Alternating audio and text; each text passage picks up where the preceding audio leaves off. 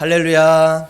아멘. 오늘은요, 근심의 이유와 극복 방법이라는 제목으로 말씀을 전하고자 합니다. 한번 따라해 볼까요? 근심의 이유와 극복 방법. 예. 요즘 청년들하고 제가 만나면 맨날 하는 얘기가 뭔지 아세요? 20대 초반 아이들인데요. 연애 얘기, 결혼 얘기, 이런 얘기를 엄청 합니다. 애들 너무 귀엽죠? 20대 초반 아이들이어서 그런지 이 이성에 대해서 굉장히 궁금해하고 또 알고 싶어 합니다. 얘네가 그 코로나 때 이제 고3에서 뭐 대학교 1, 2, 3학년 이런 애들이기 때문에 사이버로 만났거든요. 그랬다가 이제 풀린 지 얼마 안 됐잖아요. 이제 1년 정도 됐나요? 그러다 보니까 이 만남에 대한 목마름이 조금 있는 겁니다. 그러면서 아이들이 하는 고민이 나는 어떤 연애를 할까? 나는 어떤 남자를 만나고 어떤 여자를 만나야 될까? 나는 이런 사람하고 결혼하고 싶어. 뭐 이런 이야기를 하더라고요. 지금 이 아이들의 가장 큰 관심사는요, 연애 그리고 결혼입니다. 그 다음 다들 말을 안 하려고는 하지만 그 다음 문제는 뭐냐면 취업입니다. 예. 취업입니다. 취업. 어디로 취직해야 될까? 어느 자격증을 준비해야 될까? 어학점수 어떤 걸 준비해야 될까? 어느 회사에 인턴으로 들어가야 될까? 그런 고민들을 하며 살아갑니다. 이 해맑아 보이는 아이들도요, 그 마음속에 자기만의 고민이 있고 근심이 있는 것을 볼 수가 있습니다. 그 크기는 그리고 종류는 다 다르지만 사람이라면 누구나 그 마음 가운데 근심이 있습니다. 이번 청년부 수련회 때 다니엘 김 선교사님께서 말씀을 전해주셨는데요. 혹시 아시나요? 다니엘 김 선교사님? 예, 이렇게 해병대 돌격머리 촥 해가지고 무스로 탁 이렇게 세워가지고 아주 헬스를 하셔가지고 빵빵해요. 저게 선교사님이고 목사님이신지 아니면 헬스 하시는 동네 형인지 예, 티셔츠도 탁 붙는 걸로 카라에 여기 터질라고 해요. 막 그러면은 약간 멋있어 보이기도 하고 그런데요. 말씀 듣다가 졸면은 맞을 것 같아요. 다들 아시죠? 다니엘 김 선교사님. 예. 근데 오셔가지고요. 아주 강력한 말씀을 전해 주셨습니다. 어떤 말씀이었냐면요. 잃어버린 두려움을 되찾으라. 이런 말씀이었어요.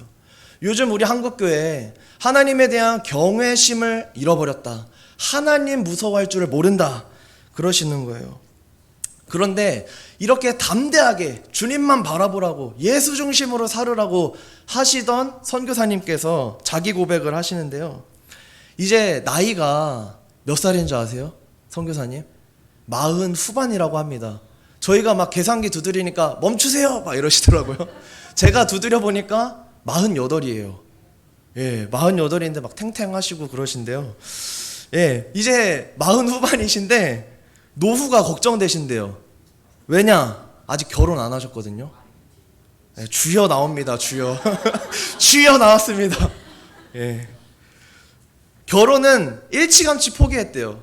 제가 10년 전에도 다니엘 김 선교사님을 집회에서 만났는데 그때도 이제 결혼 얘기 하셨거든요. 이제는 슬슬 해야 되지 않을까. 그때가 38이었어요. 근데 10년이 지난 48이신데 못 하셨고 안 하신 거죠. 이제 포기했다. 그렇게 이야기를 하시더라고요. 그리고 주변에서 막 후원을 해주시겠다고 한대요. 너무 이 선교사님이 정말 주님만 바라보고 주님을 위해서만 살고 주님을 위해서만 시간을 쓰니까 막 물질의 후원 또 기도의 후원 막 들어오는 거예요. 근데 선교사님이 그거를 95%를 다 거절한대요. 거부한대요. 왜 그런지 아세요? 그걸 받으면은 어딘가에 소속이 되고 어딘가에 협동, 협력, 목사, 선교사가 되는 순간 복음을 사람들의 눈치를 보지 않고 전할 수가 없다는 거예요. 그래서 나만이라도 정말 사람에게 얽매이지 말고 하나님 편에 서서 그 두려운 말씀을 전하자 이 심정으로 후원을 다 거절하신다고 하더라고요. 그러면서 이제 생존을 위해서 최소한의 후원만 받는다 그렇게 이야기를 하시더라고요. 그런데 이 대단한 선교사님도 두렵다고 하시는 거예요. 뭐가 두려워요? 자기 미래가. 자기 미래가 걱정된다고 하세요. 자기 노후가 걱정된다고 하세요. 게다가요, 외동아들이시랍니다. 부모님 연세가 많으셔서 이제 이 땅에서 같이 살 날이 얼마 안 남은 것 같은데, 그러면 부모님이 다 하나님의 부르심을 받으면은 이 땅에 결혼도 안 했으니까 혈육은 나 혼자, 완전 혼자가 되네, 이런 생각이 드시더래요. 그러면서 너무 외로운 마음이 들고 힘드셨다고 합니다. 그래서 선교사님이 이런 생각을 하셨대요. 어떤 생각을 한지 아세요? 선교사님 주변에 독신 미혼 남성들이 많으니까 천주교에만 꼭 수도원이 있을 필요가 있냐, 개신교 수도원 만들자.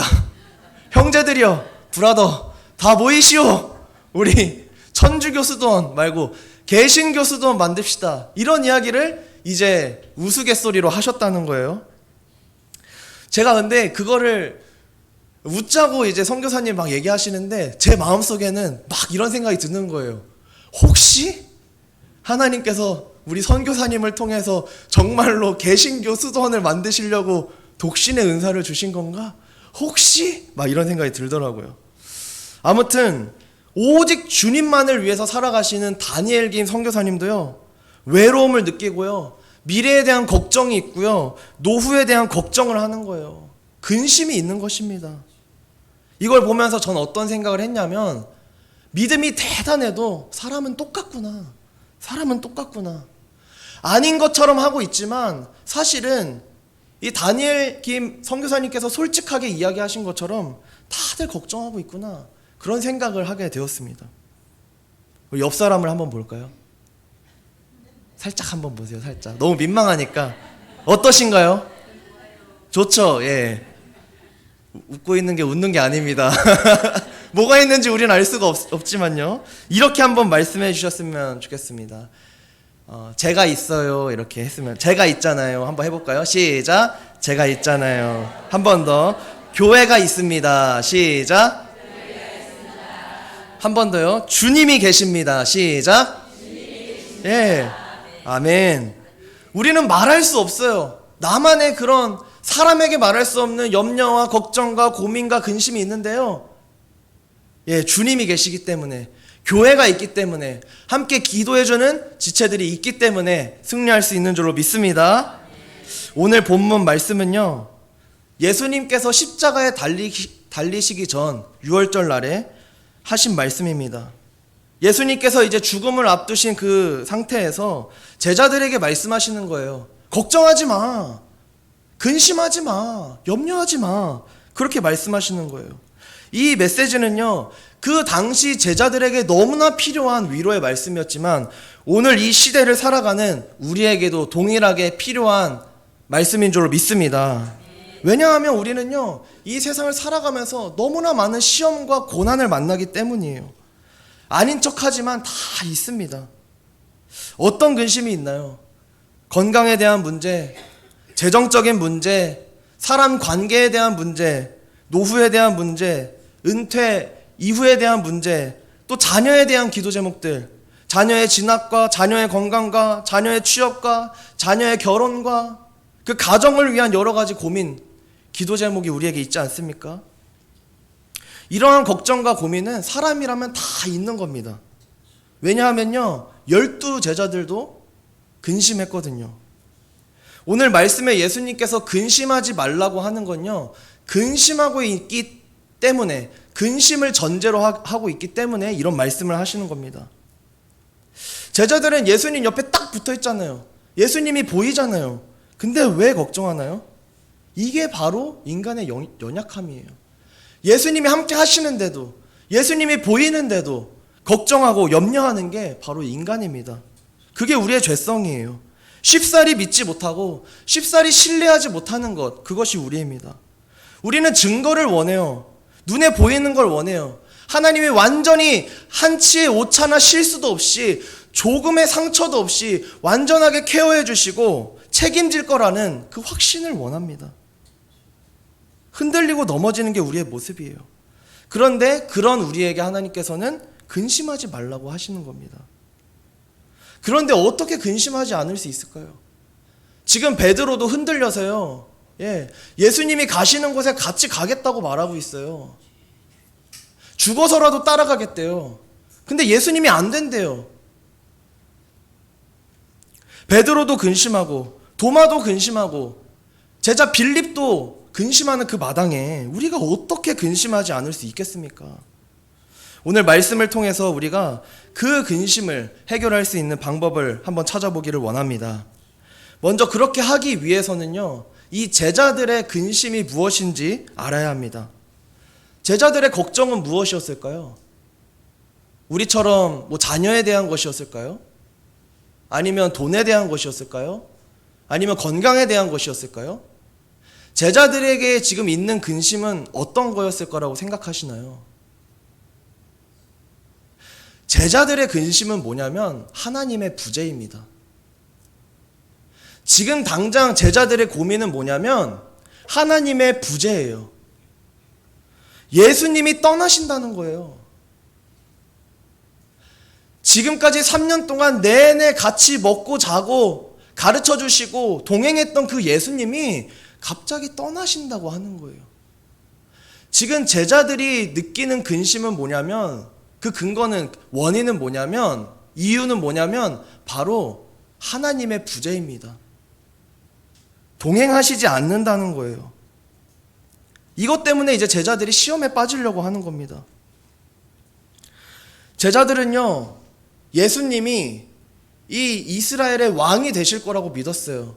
군사적으로 다시 한번 이 나라를 부강하게 하고 로마의 압제로부터 벗어나고 자주 독립할 거라고 믿었어요. 군사적인 메시아라고 믿었어요. 그런데 사라진다고 하니까 걱정이 되는 거예요. 그동안 따라다녔던, 섬겼던 그 모든 노력들이 물거품이 되어버리는 것입니다. 그래서 이제 베드로는요, 죽음까지라도 따라가겠다 그렇게 말한 거예요. 그런데 예수님께서는 너가 그렇게 말하는데 닭이 3번 울기 전에 나를 부인할 것이다. 3번 부인할 것이다. 그렇게 말을 하시는 것입니다. 예수님은요, 제자들의 기대와는 달리 죽기 위해 이 땅에 오신 거예요. 그렇지만 제자들은 그것을 다 이해하고 받아들이기 너무나 어려웠습니다. 그렇기 때문에 근심할 수밖에 없었던 거예요. 자, 그러면 이제 나오는 거예요, 원인이. 제자들이 근심했던 이유는 뭐예요? 하나님의 부재인데 그것이 왜 근심이 되었냐? 내 생각과 달랐기 때문이에요. 내 생각에는 예수님이 나와 늘 함께 하셔야 돼요. 예수님은 절대 떠나서는 안 돼요. 예수님은 늘 동행해 주셔야 돼요. 근데 떠나신다고 하니까 시험에 빠지는 거예요. 제자들이 근심했던 이유는 내 생각과 달랐기 때문이에요. 내가 통제할 수 없는 하나님을 만났기 때문이에요. 내 계획 안에, 내 생각 안에 하나님이 들어오시지 않는 거예요. 우리의 근심은 어디에서 오냐? 하나님의 뜻과 내 생각이 다를 때 시작되는 것입니다. 지금 오늘 말씀에서는요, 베드로의 생각과 주님의 생각이 다른 거예요. 베드로는요, 주님이 우리와 함께 계시든 아니면 우리가 주님이 있는 곳을 따라가든 우리는 함께 해야 돼요. 주님 3년 동안 그렇게 했잖아요. 저희가 따라가든 주님이 우리와 함께 계셔주시든 우리는 함께 해야 돼요. 그런데 주님은 안 된다고 하시는 거예요. 주님의 생각과 베드로의 생각이 완전히 다른 것이죠. 혹시 우리도 살아가면서 주님의 인도하심과 우리의 계획이 완전히 정반대로 흘러갈 때를 경험할 때가 있지 않습니까? 거기서 근심이 시작되는 거예요. 여기에 하나님의 인도하심이 있을 거라 생각했는데 가다 보니까 끝이 달라지는 것 같은 거예요. 그럴 때 걱정되기 시작하는 거예요. 내가 충분히 기도를 했나? 내가 기도를 한다고는 했는데 금식을 했어야 되나? 혹시 내가 주님의 음성을 따라간 게 아니라 내 마음의 소리를 따라간 건 아니었나? 그런 고민들이 생기기 시작하는 거예요. 왜요? 내 생각과 달라질 때. 제가 중학교 3학년 때 가고 싶었던 고등학교가 있습니다. 설린 인터넷 고등학교라는 곳인데요. 예전에는 설린 공고였거든요. 근데 제가 이제 고등학교를 들어갈 즈음에 한 2, 3년 전에 여기가 특성화 고등학교라고 해서 이제 인터넷 고등학교로 바뀌었습니다. 그 당시에. 여기가 한 내신 한 15%, 20% 정도가 커트라인이에요. 그래서 저는 그 당시에 좋은 대학을 가고 싶은 꿈이 있었기 때문에 야, 내신 그래도 내가 외고는 못 들어가도 요 커트라인에 들어가면은 이런 애들과 함께 공부하면 좋은 대학을 갈 수 있지 않을까 그런 생각을 했습니다. 그래서 이제 성적도 끌어올려가지고 3학년 졸업하기 전에 2학기 때 부모님께 말씀을 드렸어요. 저 여기 가고 싶어요. 했더니 뭐라고 하시냐면 안 된다는 거예요. 왜 안 돼요? 아, 거기 뭐 원래 공고였는데 인터넷고로 바뀌었고 거기 앞으로 어떻게 흘러갈지도 잘 모르는 학교인데 어떻게 보내니? 인문계 가, 인문계. 그러시는 거예요. 그냥 무난하게 가자, 무난하게. 인문계로 가. 인문계로 가. 제가 정말 끈질기게 설득을 했어요. 근데 결국 제가 못 이겼어요. 순종을 했습니다. 그런데요, 이렇게 부모님의 생각과 저의 생각이 다르고 서로 막 이렇게 부딪히다 보니까요, 막 화가 나는 거예요. 그러면서 제 마음 가운데 엄마 아빠가 제 인생 책임질 거예요. 이런 마음이 막 드는 거예요. 인문계 갔는데 망하기만 해봐요. 막 이런 생각이 드는 거예요. 완전 사춘기죠. 내가 더 잘 될 수 있는데 내가 좀 알아서 하겠다는데 왜 밀어주지 않는 거예요. 이런 마음이 막 들었습니다. 그런데요, 지나고 보니까 역시 부모님 말씀이 옳더라고요. 제가 거기 갔으면 목사가 됐을까요? 지금쯤 저기 뭐 판교나 이런데 IT 관련 일을 하고 있지 않을까 그런 생각이 듭니다. 제가 그때 이제 예수님을 만난 거예요. 겨울에 기도를 하면서 하나님, 제 꿈도 좌절이 되고 부모님은 맞고 저는 이제 인문계를 가는데 전 무엇을 위해 살아야 됩니까? 그때 하나님께서 저를 찾아와 주셨어요. 그리고 제가 그때부터 목회자의 길을 가야겠다 생각을 했습니다. 우리는요, 내 뜻대로 되지 않으면 되게 불안해요. 저도 그렇습니다. 물론 흘러가는 대로 사시는 아주 성품이 좋으신 분들도 있어요. 이렇게 되면 저래도 좋고 요래도 좋고 요러면 주님의 뜻, 저래도 주님의 뜻, 다 은혜로다, 할렐루야, 이렇게 가시는 우리 좋은 아주 성품을 가지신 분들도 계시는데요. 예. 근데 이제 사실 인간은 어때요? 내 계획에서, 내 생각에서 달라질 때 너무 불안합니다.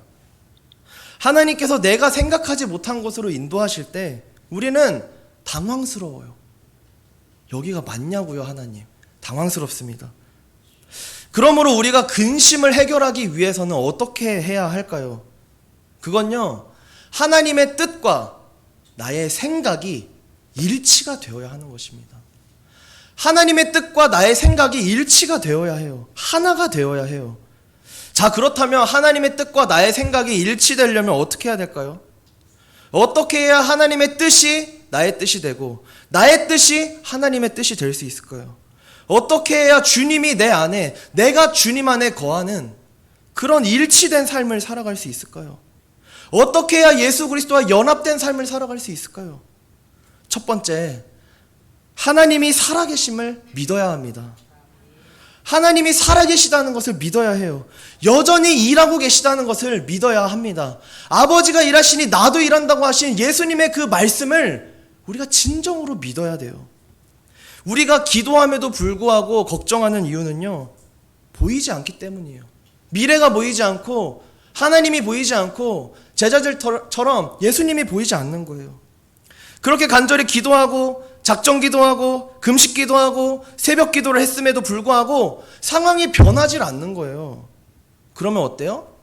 하나님의 존재를 의심하게 됩니다. 하나님이 왜 움직이지 않으시는지 고민하기 시작해요. 하나님 정말로 살아계시다면 이런 일이 일어나도 되는 거야? 이런 생각을 하게 되는 거죠. 혹시 내가 얼마 전에 죄를 지어가지고 그것 때문에 하나님 나를 뭐 교육하시는 건가? 나를 조금 미워하시는 건가? 스스로 그렇게 자기 자책에 빠지기 시작합니다. 이건요, 마귀가 주는 생각이에요. 하나님의 사랑은 독생자 예수 그리스도를 달리게 하실 정도로 크고 무한하신 사랑인 줄로 믿습니다. 우리가 하나님을 보지 못하는 이유는 하나님이 없기 때문이 아니라 근심하는 마음 때문에 보지 못하기 때문입니다. 사람이 지하실에 들어갔어요. 창문이 하나도 없습니다. 근데 해는 뜨나요, 안 뜨나요? 해는 여전히 떠요. 근데 지하실에 갇혀있는 사람은 해가 언제 떴는지, 해가 언제 지고 있는지 알 수 있나요, 없나요? 알 수가 없어요. 하나님은 여전히 일하고 계세요. 해가 뜨고 해가 지는 것처럼요, 우리는 보지 못할지라도, 우리는 느끼지 못할지라도 여전히 신실하게 하나님은 살아계시고 일하고 계신다는 것입니다. 할렐루야. 그러므로 우리는 살아계심을 믿고 믿음으로 나아가야 할 줄로 믿습니다. 두 번째, 근심을 해결하기 위해서는요, 하나님의 계획을 믿어야 한다는 거예요. 하나님의 인도하심, 하나님의 계획을 믿어야 됩니다. 2절에 보시면 이렇게 나옵니다. 내가 너희를 위하여 거처를 예비하러 가노니, 이렇게 나오거든요. 예수님께서 제자들을 떠나실 때는요, 계획 없이 떠나신 게 아닙니다. 이미 완벽하게 준비된 계획이 있으셨어요. 예수님께서는 거처를 예비하러 가신다 하셨고요, 그 공백의 기간 동안 그냥 너희를 고아처럼 내버려 두는 것이 아니라 보혜사 성령 하나님을 보내주신다고 하셨습니다. 그러니까 예수님께서는요, 이미 제자들의 고민이 무엇인지 알고 계셨던 거예요. 너희가 지금 나의 부재를 느끼고 있느냐, 내가 너희와 동행하지 않는 것 같은 느낌을 받고 있니? 내가 보혜사 성령을 너희에게 보내줄게, 걱정하지 말아라, 그렇게 말씀하시는 것입니다. 제자들의 고민이, 제자들의 걱정이 뭔지 다 알고 계셨어요. 그런 하나님께서 오늘날 우리의 걱정을 모르실까요? 우리의 근심이 무엇인지 모를까요? 우리의 기도 제목이 무엇인지 모르실까요? 다 알고 계십니다. 다 알고 계십니다. 그러므로 우리는 어떻게 살아야 됩니까? 완전하신 하나님, 그 계획, 그 인도하심에 맡기며 믿음으로 살아가야 될 줄로 믿습니다. 하나님의 살아계심을 믿고 하나님의 인도하심과 계획을 믿으며 나아가시길 축복합니다. 제가 아는 어느 한 신실한 권사님이 계시는데요, 신앙생활을 너무 정말 하나님 앞에서 아름답게 하시는 분이에요. 그래서 하나님께서 이 권사님의 사업장을 축복해 주셨습니다. 그래서 정말 잘 사셨어요. 벤츠 타고 다니시고요, 집도 엄청 큰 집에 사시고요, 자녀들도 잘 됐어요. 아들 둘인데 대학도 잘 가고요, 막 과에서 1등도 하고, 안 그래도 잘 사는데 전액장학금 받고 막 약간 불공평한 것 같아요. 예, 전액장학금도 막 받았다고 하고 그랬거든요. 그러니까 남들이 다 보기에 너무 세상적으로나 신앙적으로나 부러움을 살 만한 그런 권사님이었어요. 그런데 그 권사님에게도 아픈 가시가 있었어요. 그 가시가 뭔지 아세요? 남편이었어요. 남편이 술을 너무 많이 마시는 거예요. 술을 안 마실 때는 완전 양이에요, 양. 너무 순해요. 너무 착해요. 너무 착하고 정말 그 순한 분이에요. 근데 그게 들어가면은 완전 변하는 거예요. 권사님을 때리고 욕설을 뱉고 아들들도 방에서 나오지 못할 정도로 아버지가 완전 난리를 치는 거예요. 막 집어 던지고. 그런 아픔이 있으셨어요. 그러던 어느 날 이 권사님이 정기검진을 받는데 이 갑상선 쪽에 혹이 하나 보인다는 거예요. 그래서 우리가 다 같이 기도했어요. 괜찮을 거라고, 괜찮을 거라고. 그래서 서울대병원 분당에 이제 검사하러 갔는데 결과가 나왔는데 암이래요. 얼마나 많은 스트레스를 받으셨으면 암이 생기셨을까. 그때 난리가 났어요. 저희 너무 충격을 받았습니다. 아니, 하나님, 이렇게 신실하신 권사님, 정말 헌신도 많이 하시고 정말 자기의 모든 시간을 주님께 드렸던 이 권사님, 어떻게 암이 걸릴 수 있습니까? 다른 분도 아니고 이 권사님이. 너무 충격을 받았고요. 저희가 같이 기도했어요. 그리고 이제 수술 날짜가 잡혔습니다. 그거를 이제 도려내기로 했어요. 근데 그걸 도려내면 이제 호르몬이 나오질 않는데요. 그래서 평생 이제 약을 드셔야 된다고 합니다. 그렇게 되니까요, 그 집안이 이제 완전히 슬픔 가운데 들어간 거예요. 아들들은 맨날 유튜브 검색, 갑상선 암 괜찮다, 치유될 수 있다, 유사암이다, 엄마 괜찮대, 엄마 안 죽어, 엄마 괜찮을 거야, 막 희망적인 이야기를 아들들은 막 애써해요. 엄마한테 링크를 막 보내요. 엄마 괜찮아 괜찮아. 근데 남편분이 너무 충격을 받은 거예요. 아내가 나 때문에 그렇구나, 나 때문이구나, 그 마음이 드셨대요. 그래가지고 우리 권사님이 암 걸리고 난 다음에 이 남편분이 술을 끊었습니다. 할렐루야. 그러면서 이 집이 완전 천국처럼 변해가는 거예요. 완전 천국처럼. 술도 안 드시니까 어때요? 원래 성품이 좋은 분이잖아요. 완전 아내를 공주처럼, 공주님이 돼가지고요, 아들 둘이 막 엄마 막 픽업하러 다니고 막 맨날 막 섬겨주고 사드리고 또 음식 좋은 거 막 대접하려 하고, 남편도 너무 잘해주고, 뭐 좀 뭐 들라고 하고 뭐 좀 옮기려면 가만히 있어 내가 할게 막 남자들이 막 호들갑을 떨면서 막 엄마 아무것도 하지마, 여보 아무것도 하지마 이랬대요. 그리고 이제 수술날이 됐습니다. 감사하게도 하나님의 은혜로 잘 제거가 됐대요. 그리고 재활을 하시는데 기적이 일어났어요. 제거를 한 70%? 60에서 70%를 했는데 그 의사 선생님이 이거는 무조건 약을 드셔야 된다고 했어요. 근데 정말 기적적으로 그 남아있는 부분에서 호르몬을 내기 시작하는 거예요. 할렐루야. 근데 또 의사들은 항상 비관적이잖아요. 그래도 이 양이 좀 부족해서 약은 드셔야 됩니다 했는데 권사님이 기도해달라 하셨어요. 목사님 기도해주세요. 중보기도팀에 얘기했어요. 다들 기도해주세요. 하나님의 일하심을 보게 해주세요. 그래가지고 전 교인이 하나님 우리 권사님 제거 수술했는데 호르몬 약도 안 먹고 정말 기적적으로 완치되게 해주세요. 주여! 정말 한 달을 기도하고 검사를 딱 했는데 수치 완전히 정상 나왔습니다. 할렐루야. 할렐루야. 그러니까 어떻게 된 거예요? 병은 하나님이 싹 가져가시고 그 가정만 변화시키신 거예요. 할렐루야. 우리에게 고난이 와요. 근심이 있어요. 왜 이런 일이 닥치나 해요. 당장은 너무 어둡고 힘들어요. 하나님이 계시는 거 맞아? 하나님이 살아계신 거 맞아요? 하나님 저를 사랑하시는 거 맞아요? 예, 맞습니다. 하나님은 사랑의 하나님이신 줄을 믿습니다. 하나님은 신실하신 하나님이신 줄을 믿습니다. 우리가 해야 될 것은 하나님께 주권을 맡기고 기도하고 믿고 믿음으로 나아가야 되는 것인 줄로 믿습니다. 사랑하는 성도 여러분, 우리는 삶 속에서 근심과 염려를 피할 수는 없어요. 하지만 오늘 말씀에서 예수님께서 제자들에게 말씀하신 것처럼 근심이 찾아올 때 우리는 무엇을 해야 하는가?